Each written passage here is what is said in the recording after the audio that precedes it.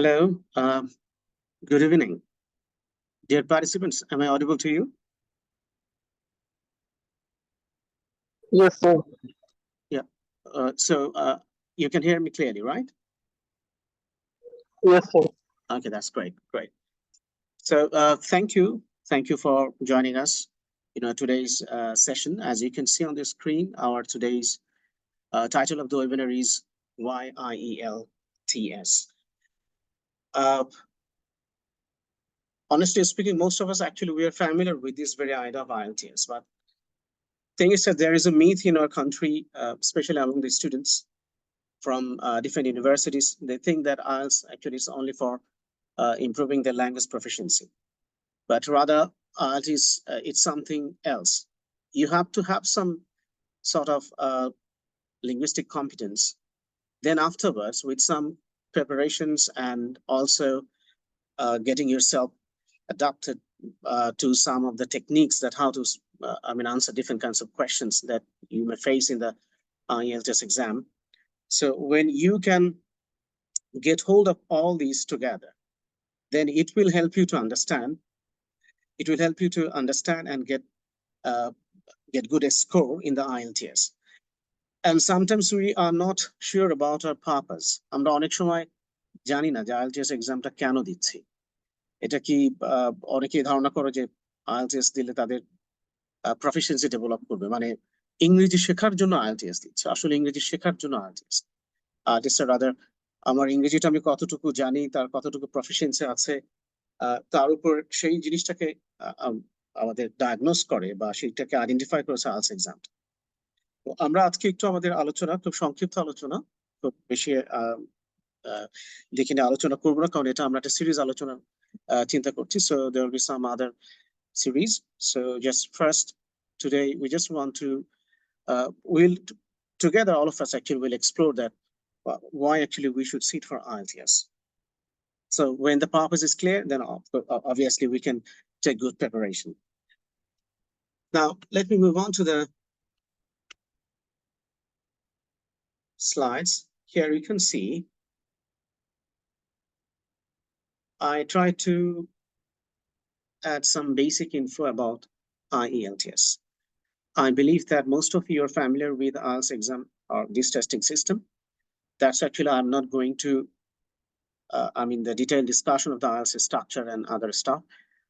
Maybe we can leave that for another webinar about IELTS and its structure and what are the skills actually are tested in the IELTS. So detail about IELTS exam, এটা নিয়ে আমরা হয়তো অন্য কোনো একটা আলোচনায় যেতে পারি, কিন্তু আজকে আমরা একটু IELTS আমরা কেন দিব এবং এটাতে কিভাবে আমরা নিজেদেরকে প্রফেশন করতে পারি তার কিছু কথা আমরা একটু এখানে আলোচনা করব।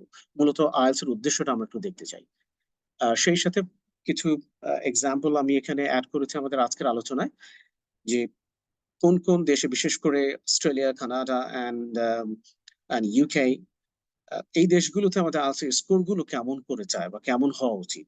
তো আমরা যখন প্রথমেই হচ্ছে কেন IELTSটা আমরা দিচ্ছি এবং কোন কোন বিশ্ববিদ্যালয় সাধারণত কোন ধরনের স্কোরগুলো তারা চেয়ে থাকে, এই বিষয় সম্পর্কে যদি আমরা একটু if you're conversant with, then in that case it will be easy for us to get good grades or to get good bands in IELTS. So আমরা দেখি যে জেনারেল এবং একাডেমিক দুইটাই আমরা IELTS দিই। সাধারণত জেনারেল ট্রেনিং এর বা জেনারেল মডিউল আমরা যেটাকে চিনে থাকি, এটি দেওয়া হয় হচ্ছে যারা ইমিগ্রেশনের জন্য চেষ্টা করেন, বিশেষ করে কানাডা এবং অস্ট্রেলিয়াতে এবং ইউকেতেও তাদের কিছু এক্সামের সিস্টেম আছে, সেটা তারা হচ্ছে জেনারেল ট্রেনিং মডিউলটা তারা ফলো করেন। আর আমরা সাধারণত যারা আন্ডারগ্রেড কিংবা পোস্ট গ্রাজুয়েট অথবা পিএইচডি পার্সু করবার জন্য যারা ইউকে, অস্ট্রেলিয়া, কানাডা কিংবা ইউএসএ তে যেতে চাচ্ছে, আমাদের জন্য হচ্ছে একাডেমিক আর্টসটা বেশি ইম্পর্টেন্ট এবং এটার মাধ্যমে আমাদেরকে যেতে হবে। So study abroad এর সাথে IELTS এর আসলে রিলেশনশিপ কতটুকু? That's why do you need IELTS for studying abroad? প্রথমেই যদি আমরা দেখি যে আমাদের ল্যাঙ্গুয়েজ প্রফিসিয়েন্সি ইন্ডিকেটর হচ্ছে IELTS, অর্থাৎ IELTS করতে এসে ল্যাঙ্গুয়েজ না শিখে বরং IELTS এর জন্য প্রিপারেশন নিয়ে আমাদেরকে ল্যাঙ্গুয়েজের প্রফিসিয়েন্সিটা আগে থেকে ডেভেলপ করে নিতে হবে। তারপর আমরা ইউনিভার্সিটি রিকোয়ারমেন্ট অনুযায়ী আমাদের IELTS এর স্কোরটাকে আমরা মেইনটেইন করতে পারি। আর IELTS কেন এটা language proficiency indicator? because as you can see that it has standardized assessment system.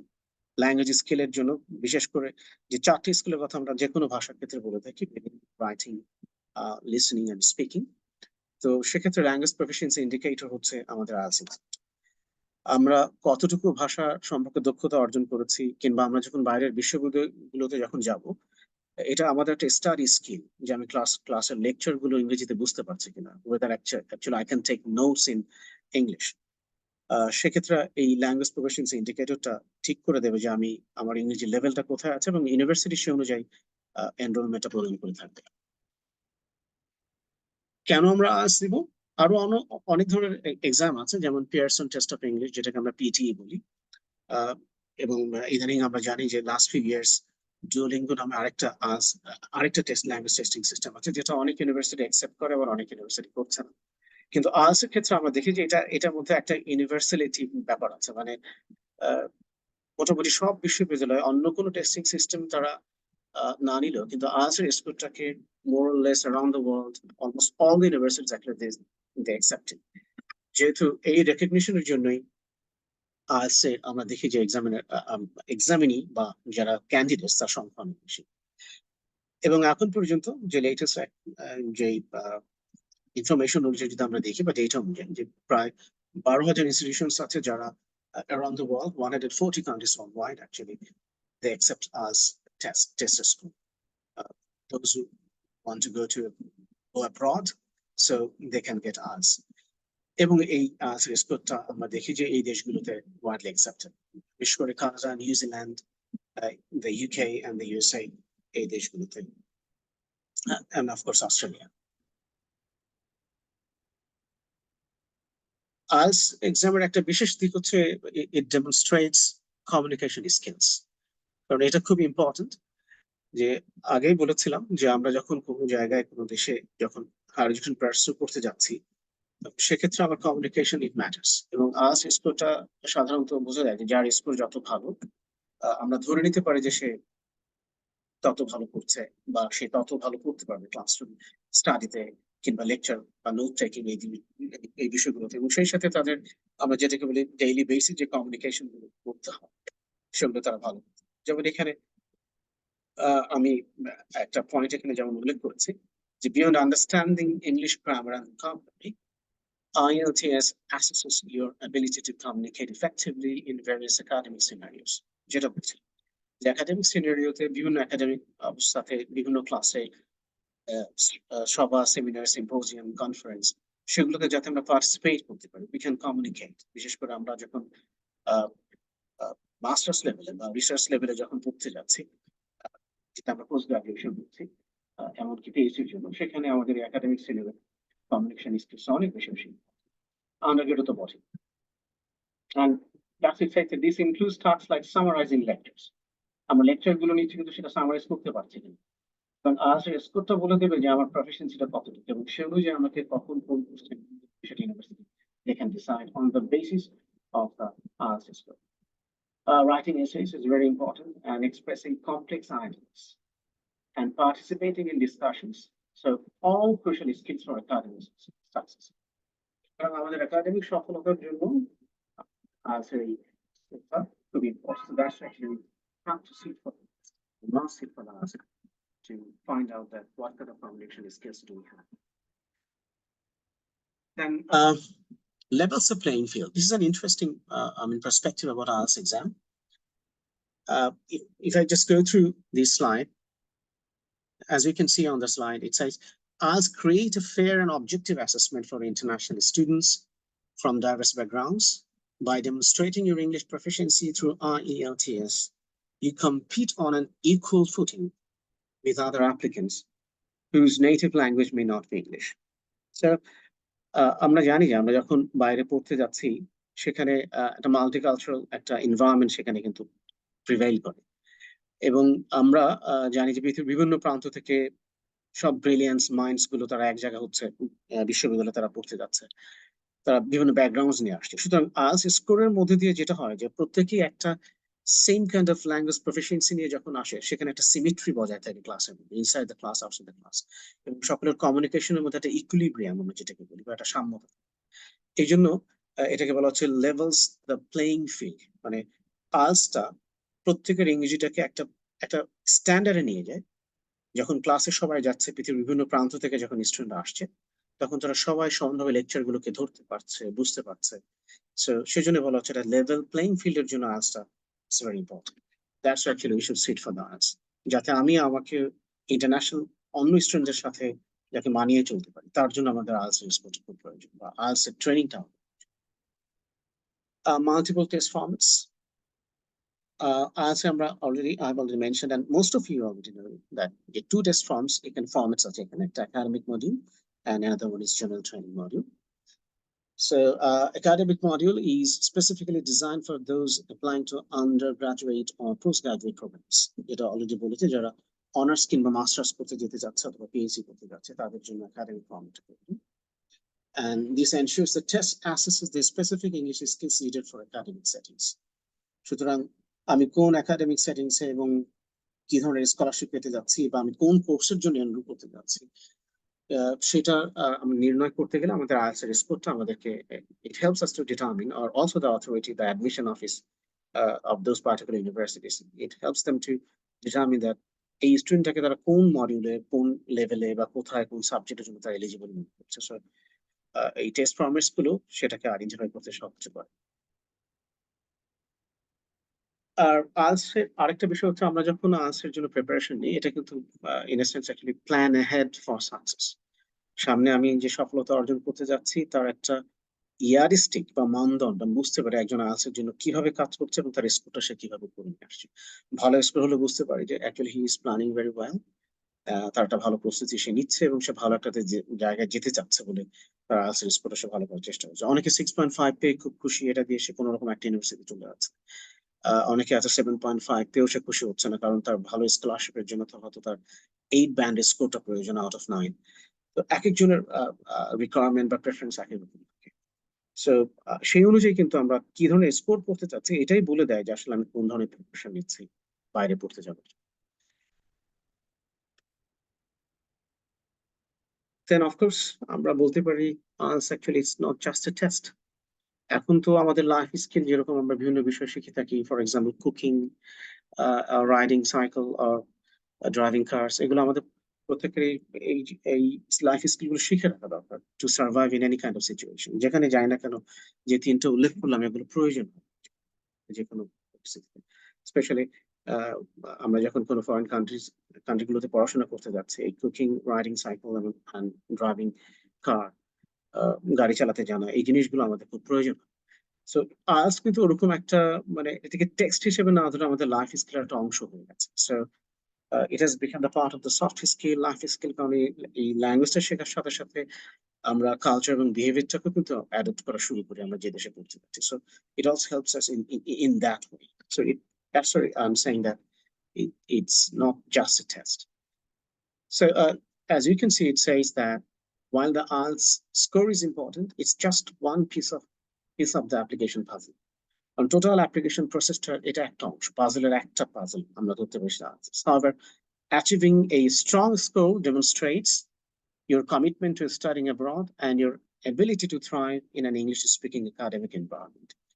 সুতরাং ইংলিশ স্পিকিং একাডেমিক এনভায়রনমেন্ট আসলে আমি সার্ভাইভ করবো কিনা এবং আমার কমিটমেন্টটা কি, আমি আসলে কি করতে চাচ্ছি, এটা আমার টেস্টের প্রিপারেশন দেখেই, বেস স্কোর দেখে সেটা বোঝা যাবে যে how much determined I am to pursue my higher education abroad. এইখানে একটু ইউকের একটা স্পেশাল আইএলটিএস এর কথা একটু আমরা বলে রাখি, যেটা একটু অন্য ধরনের। ঠিক জেনারেল আইএলটিএস আমরা যেটাকে বলছি জেনারেল ট্রেনিং মডিউল, তার সেরকমই প্রায়, কিন্তু এটা আমরা যেটাকে বলি UK VI, or you can say UK visa immigration, আমরা ভিসাস এন্ড ইমিগ্রেশন যদি বলি, সেটার আইএলটিএসটা একটু অন্যরকম। এই জন্য এটাকে বলা হচ্ছে international English language testing system for UK visas and immigration. That is a elaboration of UKVI IELTS. এটা answer একটা specific version of the IELTS test, and that is designed for those who need to prove their English language proficiency for visa applications to the United Kingdom. শুধুমাত্র UK তে যাওয়ার জন্য এই একটা special একটা IELTS, আমি যেটাকে বলছি UKVI IELTS, এটা ইমিগ্রেশনের জন্য এবং ভিসার জন্য এই IELTS দিতে হয়। এটার অনেক কিছু বিষয়ে আলোচনা করা আছে। এটা আজকে আমাদের যে টপিক তার সাথে রিলেভেন্ট, কিন্তু এই মুহূর্তে since we have some time constraints, আমরা এই জন্য একটু অন্য বিষয়গুলোতে চলে যাব।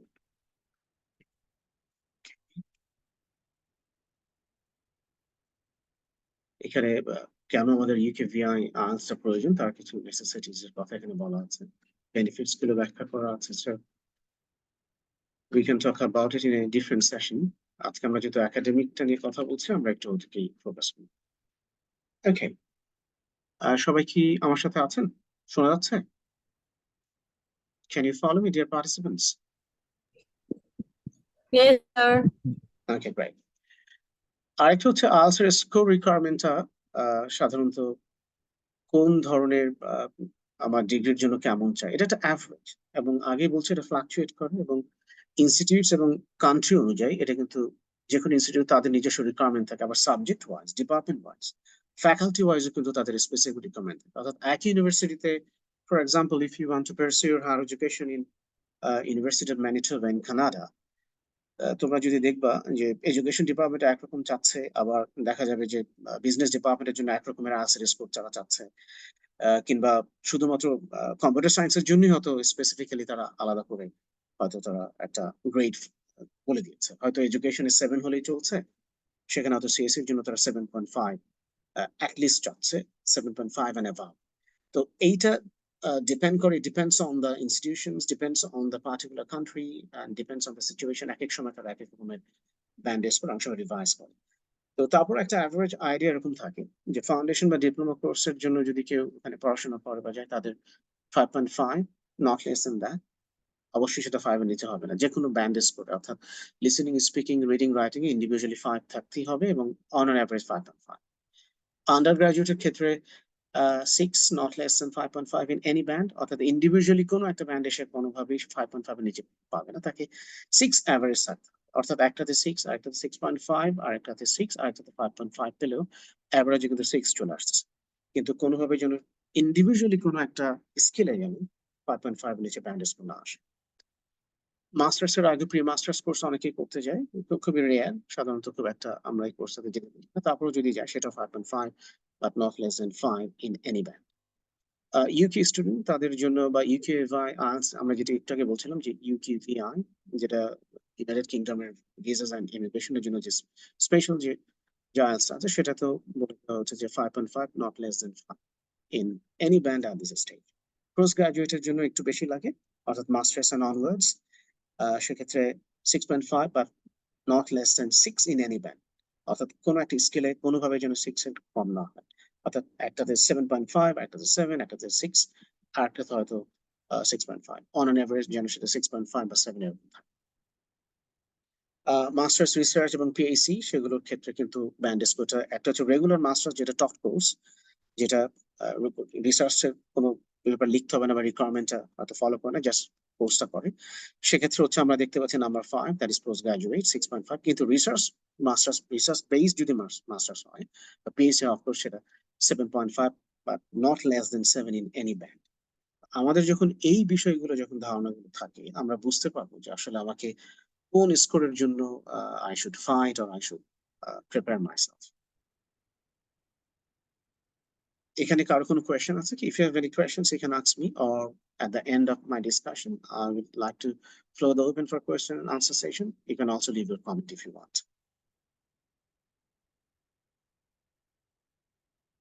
এটা কিছু ইম্পর্টেন্ট ফ্যাক্টস আমি একটু অ্যাড করার চেষ্টা করেছি ফর এ বেটার আন্ডারস্ট্যান্ডিং। আমি অলরেডি বলে ফেলেছি যে ইউনিভার্সিটি গুলো কিন্তু ইন্ডিভিজুয়ালি তারা কিন্তু ডিসাইড করে যে তারা কত স্কোর রাখবে তাদের সাবজেক্টের জন্য, বা ইউনিভার্সিটি ডিসাইড করে যে অন এভারেজ তারা কত রাখবে তাদের স্কোরের জন্য। তবে কারো যদি লো স্কোর আসে কোনো একটা ব্যান্ড, তখন কিন্তু ডিফারেন্ট ফ্যাক্টরস এখানে আসে, সেগুলো নিয়ে আমাদের একটু আলোচনা করা যেতে পারে, so that can have a clear guideline about those situation too. এখন এইখানে বলছে যে মিনিমাম আইএলটিএস রিকোয়ারমেন্টসটা যদি আমরা দেখি, যে each university sets its own minimum IELTS score requirements, often with a specific breakdown for each of the 4 test sections. অর্থাৎ listening, reading, writing and speaking চারটার জন্য তারা আলাদা আলাদা তাদের স্কোর রাখে। ইংলিশ ডিপার্টমেন্টের একরকম রিকোয়ারমেন্ট, কিংবা অ্যাপ্লাইড ফিজিক্স এর জন্য একরকম, লিঙ্গুইস্টিক্স ডিপার্টমেন্ট একরকম, এডুকেশন ডিপার্টমেন্ট একরকম, কম্পিউটার সায়েন্স একরকম। অর্থাৎ যেই ডিপার্টমেন্টের জন্য যেই স্কিলটা বেশি প্রয়োজন তারা সেই স্কিলগুলোতে ব্যান্ড স্কোরটা হয়তো বেশি করে থাকে। And meeting the overall band requirement is crucial, but universities might also have minimum score requirements for each individual section. যেটা ইউনিভার্সিটি চাইলে যেটা আমি করে নিতে পারে, যেটা আমি করতে পারছি। এখন লো ব্যান্ড স্কোর যদি এখানে বলছে severity of the low band score, সেক্ষেত্রে আমাদের কি করার আছে? বলছে যে the severity of the low band score plays a role if the overall score meets the minimum requirement and the low band is just slightly below the sectional requirement, the university might be more lenient. অর্থাৎ overall হয়তো 7 লাগবে, সেটা যদি পূরণ হয়ে যায় বা একটাতে কোনো কারণে একটা স্কেল একটু কম আছে, অনেক সময় লেনিয়ান মিনস হয়তো ইউনিভার্সিটি অথরিটি বা অ্যাডমিশন সেকশনের সাথে অনেক সময় যোগাযোগ করলে তারা হয়তো দেখা যায় যে ঠিক আছে, তবে ওভারঅল স্কোর অনেক ভালো, একটাতে একটু খারাপ আসছে, they might consider, but it depends on your communication and also whether that university comply with that kind of the deficiency. তারা ওই ধরনের deficiency নেবে কিনা স্কোরে অনেক সময় নেয়, আবার অনেক সময় নেয়।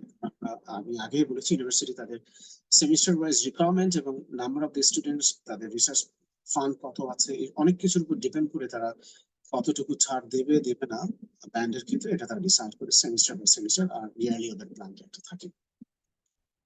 আর আরো আমরা যদি strength of other application elements যেগুলো যদি দেখি, স্ট্রং একাডেমিক রেকর্ড, একাডেমিক রেকর্ডটি খুব ভালো হতে হবে, নট লেস দেন 3.5, যে কোনো ডিপার্টমেন্ট হোক না কেন, এর বেশি হলে তো আরো ভালো, কিন্তু 3.5 নিচে হলে স্কলারশিপ বা একটা ভালো জায়গায় ভালো ইউনিভার্সিটি অ্যাক্সেস পাওয়াটা it gets very difficult this days.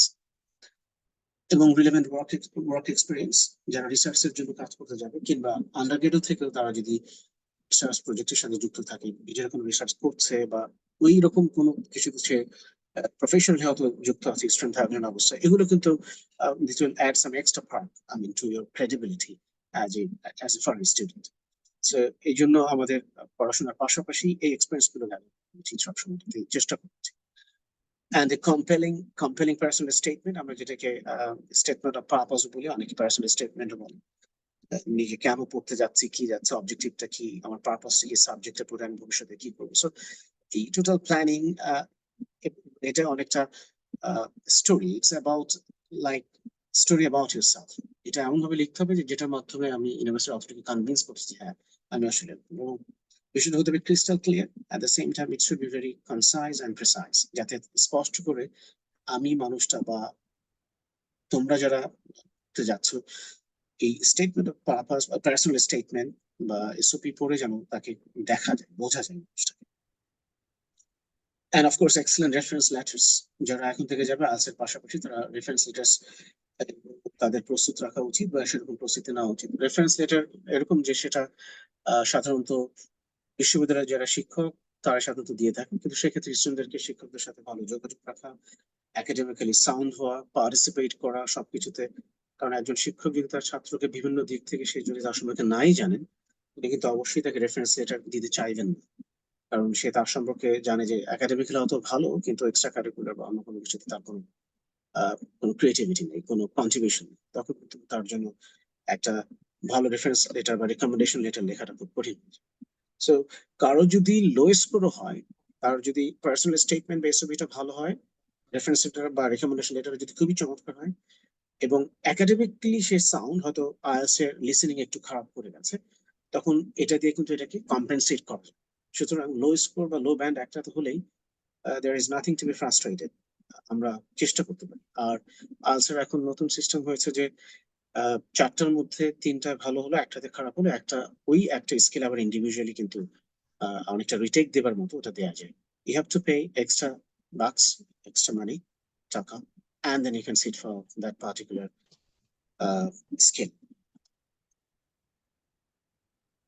Programme specificity, low band score হলে এটা আরেকটা ব্যাপার যে কোন প্রোগ্রামে কেমন চাচ্ছে ওটা দেখেও কিন্তু আমরা যদি দেখি যে আমার স্কোর একটাতে খারাপ আসছে, সুতরাং আমি চাইলে অ্যাডজাস্ট করতে পারি যে কোন ডিপার্টমেন্টে মোর ফ্লেক্সিবল, তারা কোনটাতে এইটাতে একটু কম স্কোর হলেও তারা নেবে, সে অনুযায়ী কিন্তু আমরা অনেক সময় আমাদের সাবজেক্টে চুজ করি। So there are lots of ways to fix the problem. একটাতে স্কোর খারাপ আসে মানেই না যে আমার সব শেষ। ইউনিভার্সিটি পলিসি কন্ডিশনাল অফার্স, অনেক সময় ইউনিভার্সিটি সিটি লো স্কোর হলো তার কন্ডিশনাল অফার দেয়, অফার লেটার তারা পাঠিয়ে দেবে, ঠিক আছে তুমি আসো। আর যাবার পরে তারা কিছু ফাউন্ডেশন কোর্স অফার করতে পারে বা একাডেমিক পারফরমেন্স থেকে তারা হয়তো জিনিসটাকে রেট করতে পারে, তাকে কোনো সুবিধা দিতে হবে।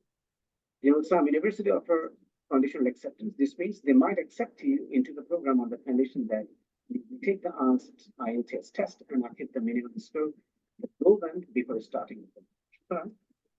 Program they will accept conditional acceptance মানে হচ্ছে তারা একটা শর্তে এবং লেটারটা accept করছে এনরোলমেন্ট করে নেবে তারা ইউনিভার্সিটিতে, তবে শর্ত হচ্ছে ব্যান্ড স্কোর যেটার কারণে খারাপ আসছে তুমি চাইলে আবারও IELTS দিয়ে স্কোরটা ঠিকঠাক করে পাঠাতে হবে, তখন তোমাকে কন্ডিশনালটা উঠে যাবে, তখন তোমার অ্যাকসেপ্টেন্স লেটার হয়ে যাবে পার্মানেন্ট। তো সেক্ষেত্রেও আমাদের রিটাইপ দিয়ে আবার নতুন করে আস দিয়ে স্কোরটা বাড়ানোর সুযোগ আছে। আমরা যে কাজগুলো করতে পারি আলসের ক্ষেত্রে, আমরা যখন চিন্তা করবো যে আলসের আমার পারপাসটা আমি ঠিক করে ফেলছি, তখন আমাকে অবশ্যই we have to check university requirements. এক একটা ইউনিভার্সিটির এক এক ধরনের রিকোয়ারমেন্ট থাকে। ইউনিভার্সিটির ওয়েবসাইট গুলোতে যে আমরা রিকোয়ারমেন্ট গুলো দেখতে পারি, আর সেই সাথে আমাদের দেশে বেশ কিছু এজেন্সিস লাইক আজকে আমরা যারা স্টাডি প্রো গ্লোবালের মাধ্যমে কাজ করছি বা যারা আমাকে ইনভাইট করেছে to have this talk with you people, so they are also providing excellent service. So if any of your interested or any of your acquaintances or যাদেরকে তোমরা চেনো, কেউ পরিচিত, কেউ যেতে চাচ্ছে, সিনিয়ররা কেউ বাইরে যাবার প্ল্যান করছে, সো স্টাডি প্রো গ্লোবালের মতো এজেন্সিস গুলোর সাথেও কিন্তু যোগাযোগ করে কাজটা সহজ করে নিয়ে যাবে, because they have huge experiences. তারা তোমাকে গাইড করতে পারবে, কোথাও ভুল করার সম্ভাবনা থাকলে ভিসা প্রসেসিং থেকে শুরু করে এভরিথিং অ্যাকচুয়ালি দেখে নেবে। ইভেন কোথায় আলস করতে হবে সেটার ব্যাপারেও তারা অনেক সময় সহযোগিতা করে থাকে। এটা একটা ওয়ান স্টপ সার্ভিসের মতো, so you can also try. And of course, you can contact the university directly. University department গুলোর সাথে সরাসরি যোগাযোগ করা যেতে পারে with the professors, admission office, international affairs থাকে ওদের, তাদের সাথে যোগাযোগ করে তোমার লো স্কোর বা স্কোর বা if you have any kind of difficulty for applying, so you can discuss it with the authority. Of course, we can retake the test. Already I have mentioned it. আর কিছু কিছু university আছে তারা ESL এর কিছু programme, যেটাকে আমরা বলি English এর সেকেন্ড ল্যাঙ্গুয়েজ, এগুলো কিছু প্রোগ্রাম আছে। অর্থাৎ আমি আর্টসটা এখান থেকে করে না যে ও দেশে ফাউন্ডেশন কোর্স, ওই দেশে যে বা ইউনিভার্সিটি কিছু ফাউন্ডেশন কোর্স অফার করে সেকেন্ড ল্যাঙ্গুয়েজ স্পিকার্স এর জন্য, অর্থাৎ ইংলিশ যেহেতু আমার সেকেন্ড ল্যাঙ্গুয়েজ হিসেবে আমরা ব্যবহার করছি রাইট অ্যাট দিস মোমেন্ট। তো আমাকে ওখানে যে একটা কোর্স নিতে হবে, অনেক সময় এই কোর্স গুলো 1 ইয়ার লেন্থে, অর্থাৎ বাংলাদেশে বসে একটু 2-3 মাস প্রিপারেশন নিয়ে আর্টসটা একটা ভালো স্কোর নিয়ে না যে ওখানে সহজে ESL দিয়ে ঢোকার চেষ্টা করতে গেলে অনেক সময় প্রচুর সময় এবং অর্থ দুটাই নষ্ট হয়। হয়তো আর্টসটা অ্যাভয়েড করলাম, কিন্তু ESL কোর্সটা 1 ইয়ার, এবং ওই কোর্সটা শেষ না পর্যন্ত মূল কোর্সে অনেক সময় তারা কিন্তু তো এটা time consuming, at the same time actually it will also cost you huge amount of money. সান্ত্বনা একটাই যে তুমি চলে গেছো এবং ওখানে পড়ছো খাচ্ছ সেটা, কিন্তু সময় এবং অর্থ দুটোই কিন্তু যাচ্ছে। অথচ এখান থেকে আর্টস করে গেলে সরাসরি কোর্সে এনরোল করা যাচ্ছে, সাবজেক্ট যে সাবজেক্ট নিয়ে পড়তে যাচ্ছি সেই সাবজেক্টের কোর্সগুলো নিয়ে আমরা পড়াশোনাটা শুরু করতে পারছি বা সেই সুযোগটা পাচ্ছি, যেটা ESL এর ক্ষেত্রে সম্ভব। দেখো এই জন্য বলছি ESL or English as a second language programs are designed for individuals who want to learn English but for whom it is not their native language. These programs can be taken in a variety of settings, including schools, colleges, universities, and online. ESL programs can help students improve their listening, speaking, reading, and writing skills in English. So, যে কাজটা আমি এখানে বসে করে যেতে পারতাম, আমি আজ অ্যাভয়েড করার জন্য ওখানে যে ESL কোর্স করে সে একই কাজ করছি, but it's more costlier than IELTS, and of course, it will take more time.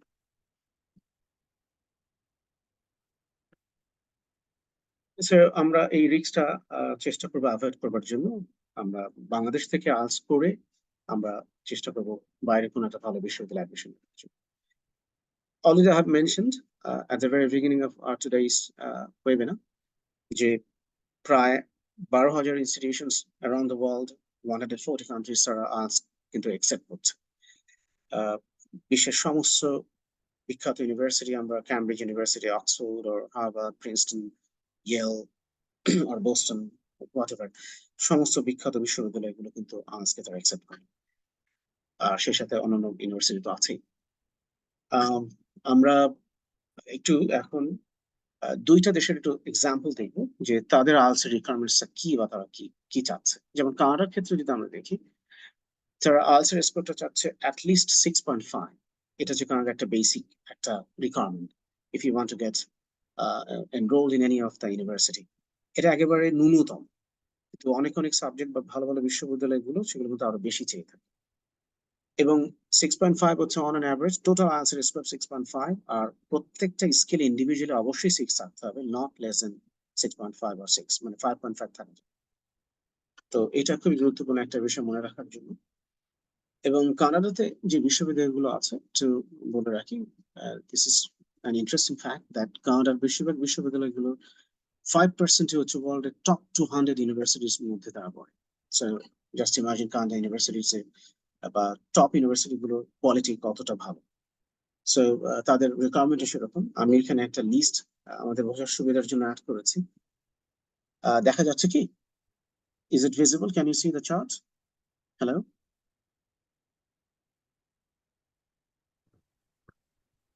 Yes, sir. Okay, great. Thank you, Mr. Ari. So you can see Canadian university গুলোর মধ্যে University of Toronto, তারা IELTS overall score at least 6.5 থাকতে হবে। Writing এ তারা 6 writing, reading, listening, speaking প্রত্যেকটাতে তারা individually 6 করে তারা চায়। So if you have 6.5, you can apply University of Toronto, but it's one of the renowned universities in the world, just like University of British Columbia, McGill University, McMaster. এই university গুলো খুবই reputed university এবং top ranking universities in the world and also in Canada of course. এগুলোতে আসলে অনেক expensive. ফুল scholarship না পেলে self ফিনান্সে পাওয়াটা আমাদের দেশের মধ্যবিত্ত জন্য আসলে ইটস রিয়েলি টাফ। মাস্টার্স হলেও অনেক সময় সামলানো যায়, কিন্তু 4 বছরের honours it's beyond imagination. It will cost you a huge amount of money. Toronto বা ব্রিটিশ কলম্বিয়া এই জায়গাগুলোতে life style it's pretty expensive. So শুধু পড়াশোনা না, ওখানে থাকা, খাওয়া, ঘর ভাড়া থেকে শুরু করে লাইফটা very costly lifestyle. University of British Columbia, another very famous and great university, 6.5, just like University of Toronto. You can see McGill University, same, McMaster, same. Then again, University de Montreal, Montreal University. একটা বিষয় হচ্ছে এখানে শুধু IELTS score না, এখানে কিন্তু অনেকে French language জানা থাকলে তারা এক্সট্রা একটা বেনিফিট পাবে, কারণ মন্ট্রিয়াল ইউনিভার্সিটিতে medium of instruction French and English, but mainly actually they prefer French language. So এখানে একটু যাওয়াটা আসলে আমাদের জন্য difficult. University of Alberta, another famous university in Canada, 6.5, but here you can see 5.5 individually below the right side. University of Ottawa, another very famous university in Canada, 6.5, এবং তারা IELTS writing এর ক্ষেত্রে 6.5, বাকিগুলোতে হয়তো 5.5, but on an average 6.5 থাকছে। University of Calgary, same 6.5, and then 6.6 or 6.5, something like that. University of Waterloo, 6.5 on an average. In writing 6.5, of course, তারা writing অনেক emphasis দেয় এবং speaking ও emphasis দিয়ে থাকে। এই দুটো স্কিলের ক্ষেত্রে ব্যান্ড স্কোর 6.5 অ্যাভারেজে থাকতেই হবে ইন্ডিভিজুয়ালি। আর রিডিং এন্ড লিসেনিং এর ক্ষেত্রে তারা 6 হচ্ছে। So very good combination, I must say. Western universities, it's almost same, 6.5, and individually all the skills you can see 6. আমরা যদি এবার অস্ট্রেলিয়ার ইউনিভার্সিটি গুলো যদি একটু খেয়াল করি, অস্ট্রেলিয়ান ইউনিভার্সিটি গুলোতে মিনিমাম টোটাল বলছে 5.5, বাট লেটেস্ট একটা information I can share with you, সেটা হচ্ছে Australian government after post pandemic situation একটু ইমপ্রুভ করেছে, এবং তারা প্যান্ডেমিকের পরবর্তী last 2 years actually they took lots of foreign students and immigrants. এখন তারা সংখ্যা একটু বেশি হয়ে যাওয়াতে বা তাদের সোশ্যাল ফ্যাব্রিকটাকে আরো স্ট্রিমলাইন করবার জন্য তার নতুন সিদ্ধান্ত হয়েছে যে আইএলটিএস স্কোরটা খুব ভালো তারা চাইবে, এবং আইএলটিএস স্কোর ভালো না হলে তারা এখন সহজে ইমিগ্রেশন এবং স্টুডেন্ট ভিসা তারা অ্যালাউ করবে না। সো আইএলটিএস স্কোরের ব্যাপারে প্রত্যেকে খুবই সতর্ক হতে হবে, এন্ড যারা যেতে চায় তাদেরকে আসলে একটু আর্লি এটার প্রিপারেশন নেওয়া উচিত, হঠাৎ করেই না নিয়ে একটু একটু করে অনেকদিন ধরে প্রিপারেশনটা নেওয়া উচিত। সো এই স্কোরটা এখন অনেক বাড়বে, অ্যাটলিস্ট 6.5 বা 7 হবে, আর পেলে তো খুবই ভালো। সেক্ষেত্রে অস্ট্রেলিয়ার অনেক ইউনিভার্সিটিতে অ্যাপ্লিকেশন করাটা সম্ভব। আমরা টাইমস হায়ার এডুকেশন আমরা জানি যে যারা ওয়ার্ল্ড ইউনিভার্সিটি র্যাঙ্কিংস করে থাকে, সো 2023-এর র্যাঙ্কিং অনুযায়ী এখানে কিছু ক্রাইটেরিয়ার কথা জাস্ট একটু বোঝার জন্য বলি, কেন আমাদের আইএলটিএস এর স্কোরটা ভালো হওয়া দরকার। কারণ ইউনিভার্সিটি কোন বিষয়গুলোকে বেশি প্রাধান্য দিয়ে থাকে, সেখানে ল্যাঙ্গুয়েজ স্কিলটা কত important, so we can understand. So one of the world's most established metrics, the Times Higher Education World Rankings assesses universities based on the following 5 key performance indicators. বলছে এই টাইমস হায়ার এডুকেশন যারা world university গুলো ranking করে থাকে তারা 5টা ফ্যাক্টরকে মাথায় রাখে, পারফরমেন্স ইন্ডিকেটরস বলে, আমরা সংক্ষেপে বলি KPI বা কি পারফরমেন্স ইন্ডিকেটরস। সেই 5টা জিনিসটা কি? Teaching, research, citations, international outlook and industry income. অর্থাৎ তাদের টিচিং কোয়ালিটি কেমন, টিচিং স্টাফ কেমন, এটা হচ্ছে একদম প্রথম ক্রাইটেরিয়া। ইউনিভার্সিটি কত রিসার্চ করছে এবং সেই রিসার্চ গুলো ইন্টারন্যাশনালি কতটা অ্যাক্লেইমড এবং ওয়ার্দি সেটা দেখে। এবং ফ্যাকাল্টি মেম্বার এবং স্টুডেন্টরা যে রিসার্চ গুলো করছে সেগুলো ওয়ার্ল্ড ওয়াইড কি পরিমাণ সাইটেশনস হচ্ছে বা তাদের রিসার্চ গুলো সারা পৃথিবীতে অন্যান্য রিসার্চাররা বা গবেষকরা কতটা ব্যবহার করছেন এবং সেগুলোর কথা কতটা তাদের পেপারে উল্লেখ করছেন, এটার উপরে বেস করে ইউনিভার্সিটি র্যাঙ্কিং হয়। ইন্টারন্যাশনাল আউটলুক এটা আরেকটা ক্রাইটেরিয়া, যে ইন্টারন্যাশনালি ইউনিভার্সিটিটার ফেস ভ্যালুটা কেমন বা ইমেজটা কেমন ক্রিয়েট করছে বা তারা কিভাবে ইন্টারন্যাশনালি কাজ করছে। আমরা যেটা জানি যে ইন্ডাস্ট্রিতে তারা কিভাবে কাজ করছে, তাদের অ্যালুমনাই বা তাদের যে ফর্মার স্টুডেন্টসরা পৃথিবীর বিভিন্ন দেশে কে কোথায় কোন অবস্থানে আছে, এটির উপর বেস করে ইউনিভার্সিটির র্যাঙ্কিংটা কিন্তু ওঠানামা করে। অ্যান্ড ইন্ডাস্ট্রি ইনকাম, অর্থাৎ ইন্ডাস্ট্রিতে কতটুকু তারা কন্ট্রিবিউট করছে এবং সে অনুযায়ী ইউনিভার্সিটি কতটুকু তাদের ক্যাপিটালটাকে রিচ করতে পারছে বা কতটুকু অবদান রাখতে পারছে। তো এই 5 কি পারফরমেন্স ইন্ডিকেটরস এর বেস করে টাইমস হায়ার এটা করে থাকে। একটু জাস্ট একটা নোট হিসেবে বলে রাখলাম আর কি, যাতে ভবিষ্যতে আমাদের ইউনিভার্সিটি সিলেকশনের ক্ষেত্রে আমরা যখন যাতে আরো সতর্ক থাকতে পারি এবং সে অনুযায়ী আইএলটিএস এর স্কোরটাকে আমরা একটু ঝালাই করে নিই। আমরা যদি অস্ট্রেলিয়ার একটু ইউনিভার্সিটি কয়েকটা যদি দেখি, যেমন ইউনিভার্সিটি অফ মেলবোর্ন, এটা ওয়ার্ল্ড র্যাঙ্কিং হচ্ছে 34, জাস্ট ইমাজিন, খুবই বিগ নাম করা একটা ইউনিভার্সিটি, মানে প্রথম 100টার মধ্যে একটা, ফার্স্ট 50-এর মধ্যে আমরা ধরি 34 তারপর ওয়ার্ল্ড র্যাঙ্কিং।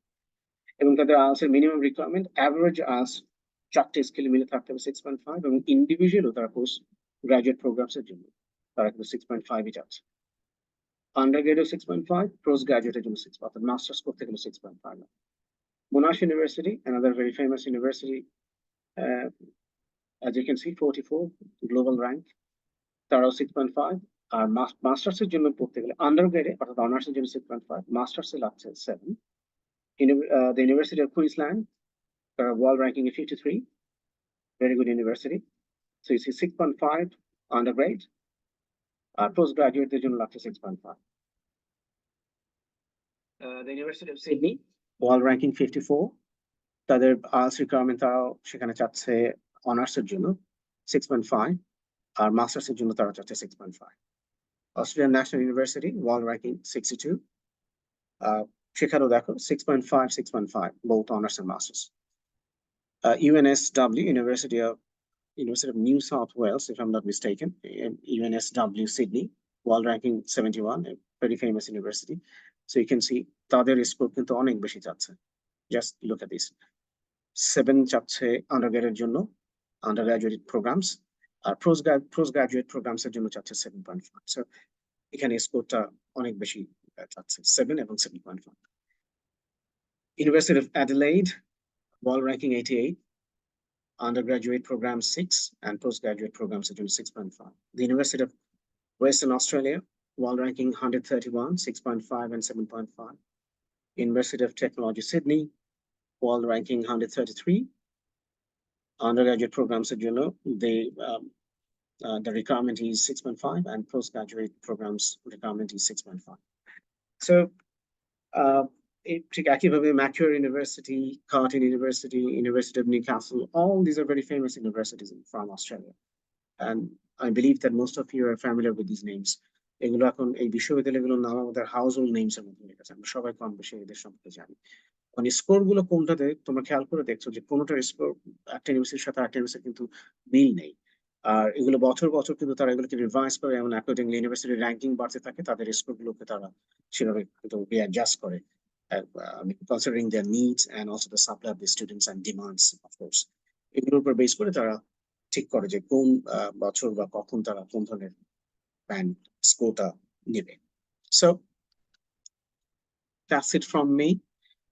আমরা যদি পুরো বিষয়টাকে যদি একটু সামারাইজ করে, ব্যাপারটা এরকম যে আমরা আইএলটিএস এর কেন দিচ্ছি এবং আইএলটিএস এর স্কোর গুলো কেমন করে কোন ইউনিভার্সিটি অন অ্যান এভারেজ কেমন চাচ্ছে, সেই পুরো আলোচনাটা থেকে এটুকু আমরা বুঝতে পারি যে if we remain ourself focused on IELTS score, তাহলে আমাদের জন্য বাইরের একটা ইউনিভার্সিটিতে মাস্টার্স কিংবা পিএইচডি কোনো একটা কোর্সে যাওয়াটা অনেক বেশি সহজ। So IELTS actually it's not only a test, actually it's a gateway to your dream that actually you would like to translate into reality. আমরা সবাই চাই যে আমাদের স্বপ্নগুলো সত্যি হোক। তো আইএলটিএস আমাদের সেই স্বপ্ন সত্যি হওয়ার পথে একটা, আমরা বলতে পারি যে first stepping stone we can say. আর এই স্টেপিং স্টোন বা ফার্স্ট স্টেপ বা ফাউন্ডেশনটা, if it is strong enough, if it is very solid, or if you can solidify through your good preparation and getting a good band score, then of course you can get good admission, or you can get admission to your desired university, and also you can have a better academic career in the long run. So that's it from me. So thank you. Now I would like to open the floor for question and answer session. So if you have any opinions or any questions, you can ask me. Feel free to ask. Yes. Or you can also leave your question in the chat box. শোনা যাচ্ছে আমার কথা? Can you hear me? Hello? Yes, sir. Yes. কার কোনো প্রশ্ন আছে regarding this matter? এখানে কেউ আছে যে আনসার জন্য পড়ছো বা চেষ্টা করছো? Is there anyone? বা আজ নিয়ে কোনো ভাবনা আছে, বা কবে নাগাদ শুরু করতে যাচ্ছ? Do you have any plan? Anyone? Yes, sir. I'm here. Oh, Arif. Okay, great. Arif, have you sit for the IELTS, or you are planning to sit for the IELTS? What do you? তুমি কি আজ দিয়েছো না দিতে চাচ্ছ বা preparation নিচ্ছ? আরিফ? এরপরে ঈদের পরে তো চিন্তা ভাবনা আছে Oh, that means you want to take preparation, right? Yes, sir. আচ্ছা আচ্ছা। Okay, so do you have any specific country in your mind যে দেশের ইউনিভার্সিটিতে পড়তে যেতে যাচ্ছ? এমন আছে প্ল্যানে যে আমি ওই দেশে পড়তে যেতে যাচ্ছি? Anything like that? Germany. Sorry? Germany, sir, Germany. Oh, Germany. Okay, that's great. Arif, তুমি কোন সাবজেক্ট নিয়ে পড়ছো এখন? কোন সাবজেক্ট নিয়ে আছো? ইংলিশ ডিপার্টমেন্টে। Sorry? English department. English department, but you prefer to pursue her education in Germany, right? Yes, sir. Okay, that's great. Great. Okay. আমাদের মাঝখানে আমি দেখতে পাচ্ছি প্রফেসর ডক্টর অলিহাদ আছেন। He is from South East University, department of business administration. Olihad sir, আপনি কি শুনতে পাচ্ছেন? স্যার, আপনি কি আমাদের সাথে আছেন? হ্যাঁ, শুনতে পাচ্ছি। হ্যাঁ, জি। জি স্যার, আপনি আমরা জানি যে আপনি ইউকে থেকে আপনি পড়াশোনা করেছেন, and also you pursued your PhD from Malaysia. তো ছোট্ট করে যদি স্যার আপনার অভিজ্ঞতাটা কোনো একটা বিষয় বা একটা ইস্যু যদি আমাদের পার্টিসিপেন্টদের সাথে শেয়ার করতেন, আপনার কোনো ব্যক্তিগত অভিজ্ঞতা আইএলটিএস নিয়ে। ধন্যবাদ শাহের সাহেবকে এবং আজকে যারা এখানে উপস্থিত আছে সবাইকে। হ্যাঁ, আমি ইংল্যান্ড পড়েছি, এরপরে আবার মালয়েশিয়াতে পিএইচডি করেছি। তো আমার এই মুহূর্তে এত মানে দীর্ঘ ইয়েতে যাব না, সংক্ষেপে একটু বলছি যে শাহরিয়ার সাহেব যে কথাগুলি বললেন আমি খুব মনোযোগ দিয়ে শুনেছি, এবং হায়ার বাইরে পড়তে গেলে নিজের অভিজ্ঞতা থেকে বলছি যে এই জিনিস বা খুব বড় ধরনের একটা বলবো যে একটা মানে ক্রাইসিসের মধ্যে অনেক স্টুডেন্ট পড়ে যায়। বিশেষ করে মানে অনেকেই মনে করে যে না ঠিক আছে, আইএলটিএস স্কোরটা কোনো মতে মিনিমাম একটা স্কোর হলে চলবে, বা গিয়ে হয়তো ওখানে গিয়ে আবার ইমপ্রুভ হবে বা ইয়ে হবে। কিন্তু এই আইএলটিএস স্কোরটা দেশে থেকে ভালো একটা স্কোর নিয়ে, যেটা শাহরিয়ার সাহেবও মেনশন করেছেন, যে এই ধর একটা স্কোর নিয়ে যেতে পারলে, ভালো স্কোর নিয়ে যেতে পারলে ওখানে যে সুবিধায় থাকা যায়, এটা আসলে ওখানে গিয়ে ওই ওই পরিবেশটা তৈরি করা বা ইয়ে করা বেশ সময় লেগে যায়। তো এটা আমি আমার নিজের অভিজ্ঞতা থেকে দেখেছি।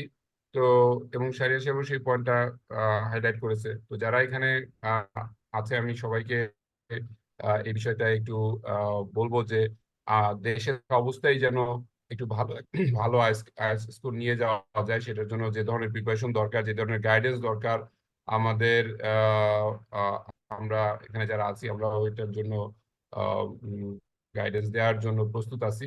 তো এই ব্যাপারটাতে সবাই একটু সতর্ক থাকা উচিত। ধন্যবাদ শাহরিয়ার সাহেব আপনাকে। Thank you sir for your experience. আর কার কোনো প্রশ্ন বা কোনো কিছু বলার আছে? আমরা একটা কোয়েশ্চেন দেখেছি, একজন Rohan, you want to say something? Yes, go ahead.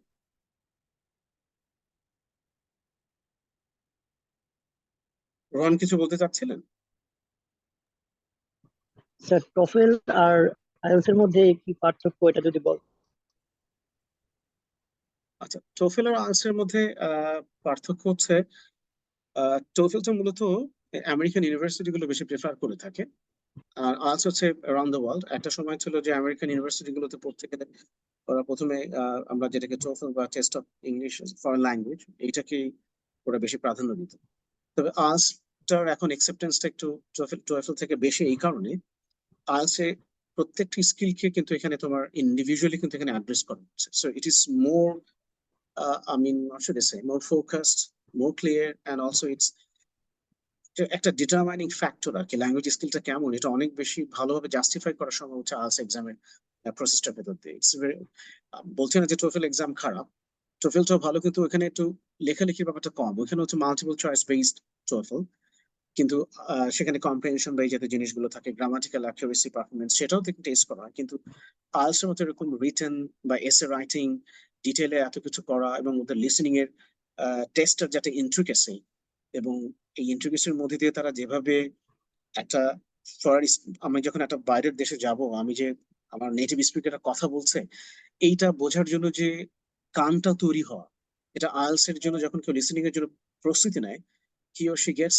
herself accustomed to different kinds of accents, different kinds of vocabulary, collocation, colloquial language, dialects, এগুলোর সাথে সে পরিচিত হয়ে ওঠে, যেটা আইএলটিএস এর লিসেনিংটা আমাদেরকে অনেক বেশি সেই স্কোপটা তৈরি করে। সেই হিসেবে আইএলটিএসটা অনেক বেশি efficient as a testing system. But TOEFL is there, it's good, কিন্তু এখন widely accepted হচ্ছে আইএলটিএস। আর আমেরিকান ইউনিভার্সিটি গুলোতে এখনো টোয়েফল চলছে, তারা টোয়েফল নাই। সো দুটার যে কোনো একটা থাকলে আমেরিকান ইউনিভার্সিটি এবং কানাডিয়ান ইউনিভার্সিটি গুলোতে অ্যাপ্লাই করা সম্ভব। আর আরেকটার কথা বলছিলাম, পিয়ারসন টেস্ট অফ ইংলিশ, এটা পিয়ারসন একটা ইন্টারন্যাশনাল লিমিটেড কোম্পানি, যারা পিয়ারসন পাবলিকেশনস, পিয়ারসন আবার এক্সাম তারা কন্ট্রোল করে থাকে, ও লেভেল এক্সাম করে, যারা অ্যাডেক্সেল আমরা বলে থাকি, ইংলিশ মিডিয়ামের যে পরীক্ষাগুলো তারা কন্ডাক্ট করে। সো এটা বড় একটা organisation.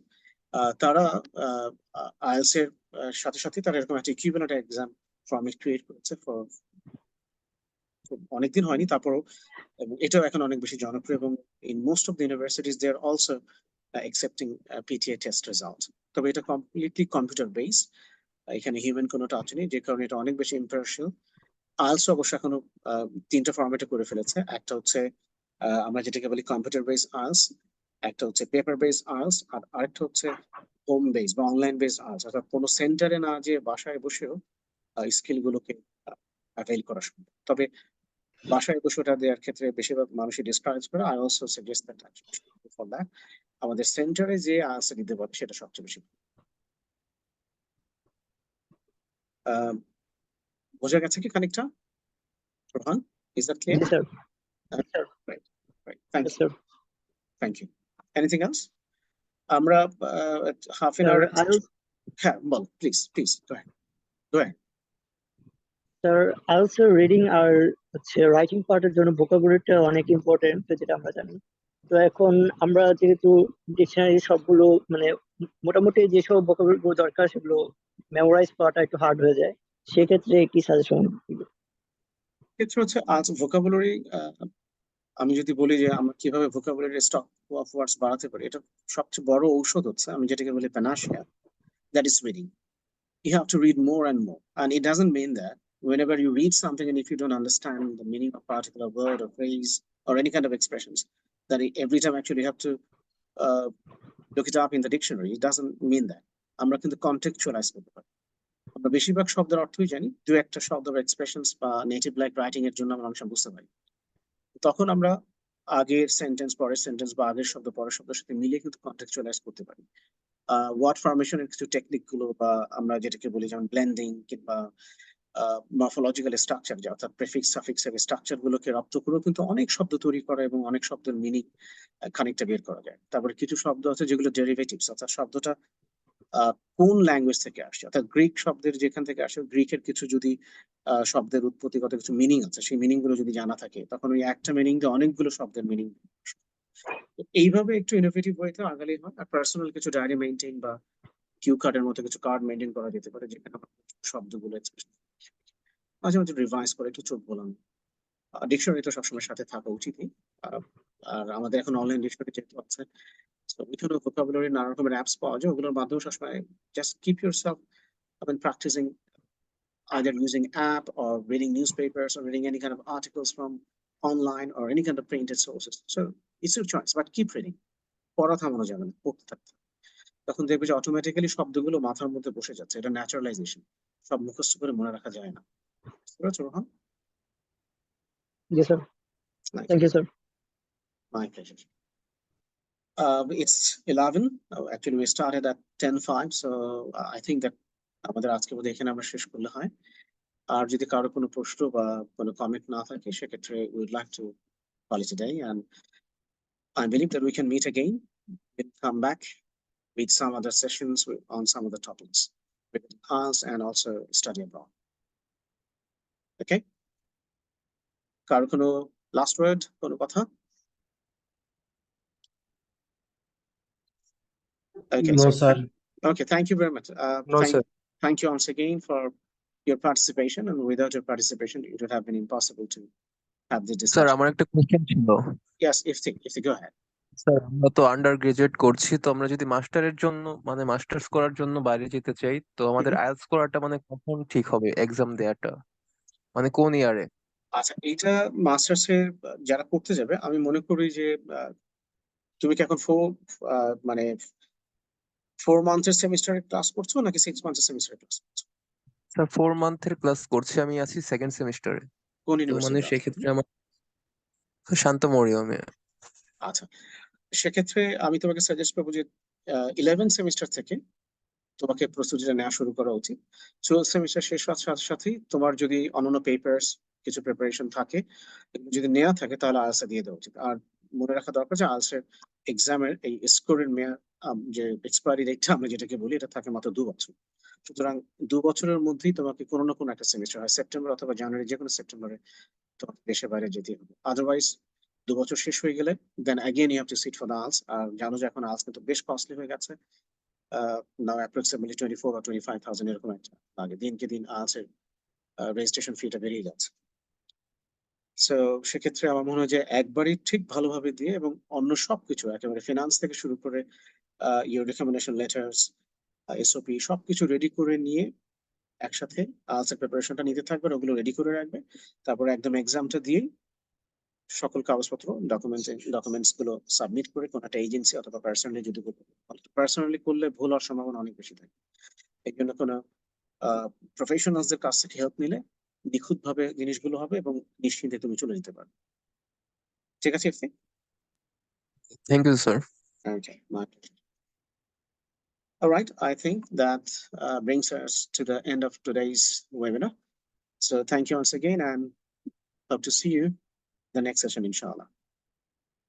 Good night. Thank you very much. Take care of yourself. ইনশাল্লাহ স্যার। আসসালামু আলাইকুম ওয়া রাহমাতুল্লাহ। Bye bye. আসসালামু আলাইকুম স্যার। Wa alaikum assalam.